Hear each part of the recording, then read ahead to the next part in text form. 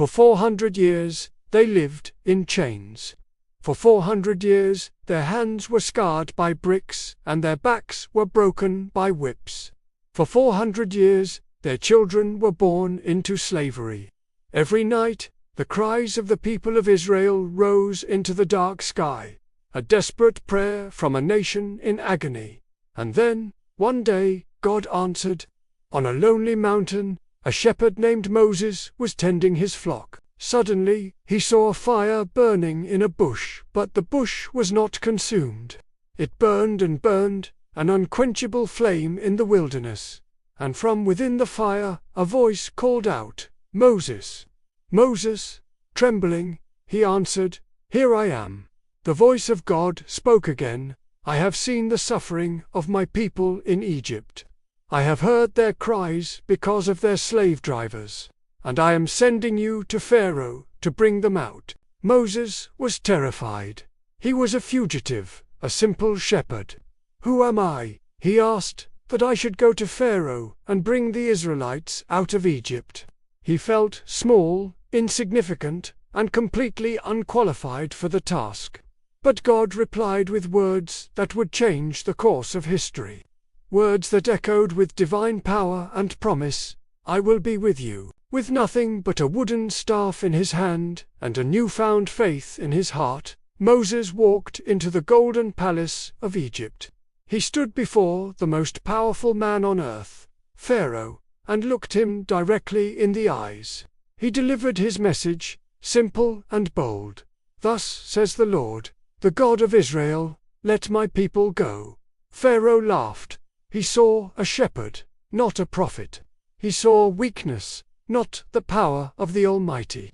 So God answered Pharaoh's pride with his power. The mighty Nile River, the lifeblood of Egypt, turned to blood. A thick, suffocating darkness swallowed the land, a darkness so profound it could be felt. Fire and hail fell from the sky, destroying crops and livestock. 9 plagues, one after another, struck the heart of Egypt. Yet Pharaoh's heart remained hard. He refused to bend. Then came the final night. The angel of death passed through the land of Egypt, and in the morning a wail of grief rose from every Egyptian home, from the palace to the prison. When Pharaoh's own firstborn son fell silent, the proud king finally broke. In a voice choked with grief and rage, he cried out to Moses, "Go, leave my land, you and all the Israelites. Go, and take your flocks and herds with you." That very night, an entire nation walked out of bondage. Hundreds of thousands of people, men, women, children, the weak, the old, the broken marched out into the vast, silent wilderness. Their backs were straight, their heads held high.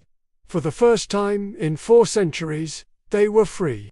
God Himself led them on their journey. He was a pillar of cloud by day, shielding them from the scorching desert sun. And He was a pillar of fire by night, a guiding light in the darkness. But freedom frightened Pharaoh. As the dust settled, his grief turned to regret, and regret festered into rage. How could he have let his entire slave workforce just walk away? He summoned his army, the most feared military machine in the world, 600 of his best chariots, and all the other chariots of Egypt, with officers over all of them. The earth trembled as Egypt's war machine came charging after the fleeing slaves. The Israelites had reached the edge of the Red Sea. They turned and saw the cloud of dust on the horizon. They heard the thunder of hooves and the rumble of chariot wheels. Panic erupted. Behind them was Pharaoh's army, thirsty for revenge. Before them was the endless, uncrossable Red Sea. They were trapped. They cried out to Moses, their hope turning to terror. "Why did you bring us here to die in the wilderness? Were there no graves in Egypt?" Fear spread through the camp like a wildfire, threatening to consume everything, but Moses stood firm. His voice cut through the chaos, a beacon of faith in a sea of despair. He declared, Do not be afraid. Stand still, and you will see the salvation of the Lord, which he will accomplish for you today. The Egyptians you see today, you will never see again. The Lord will fight for you. You need only to be still. That night, something extraordinary happened. The pillar of cloud moved behind the Israelites, separating them from the Egyptian army, casting darkness on one side and light on the other. A great wind began to rise, a mighty east wind that blew all night long. The sea began to tremble. Then, suddenly, miraculously, the waters pulled back. They began to part, rising higher and higher until giant walls of liquid crystal stood on each side, held back by an unseen hand. And where the sea once was, a path of dry land appeared, stretching from one shore to the other. The people stood in stunned, breathless silence. This was impossible. This was a miracle. Then a child, wide-eyed with wonder, took a step forward. A mother, clutching her baby, followed. Then an old man, leaning on his staff, walked onto the seabed, and soon an entire nation walked into the impossible, through the very heart of the sea, on dry ground, with walls of water to their right and to their left. From the other side, Pharaoh saw the path. Blinded by pride and fury, he made his final, fatal mistake. He ordered his army to follow. Chariots stormed into the sea, soldiers charging after their escaping prey.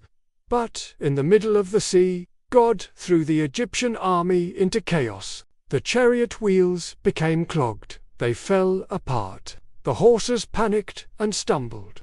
A new kind of fear filled the hearts of the mighty warriors, the fear of God. The Egyptians cried out, "Let's get away from the Israelites. The Lord is fighting for them against Egypt." At the dawn of the new day, as the last Israelites set foot on the far shore, God commanded Moses to lift his staff one final time. The wind stopped. The divine restraint was lifted.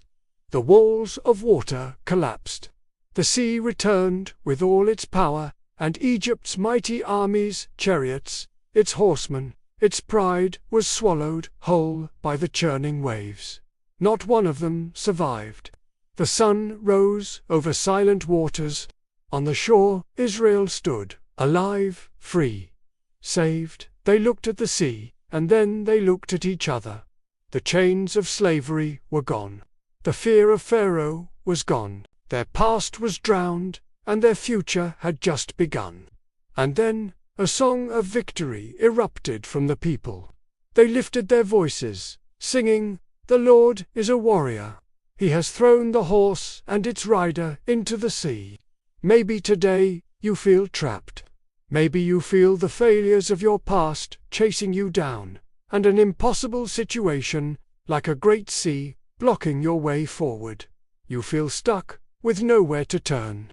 But remember this story. The same God who split the Red Sea for his people is still alive today. He is a God who makes a way where there seems to be no way. He is a God who fights for his children. When he moves on your behalf, no enemy can stop him, and no obstacle can stand in his way. Stand still, and trust that he will show you his salvation. Thank you for watching. If this story encouraged you, please like and subscribe for more content that builds your faith.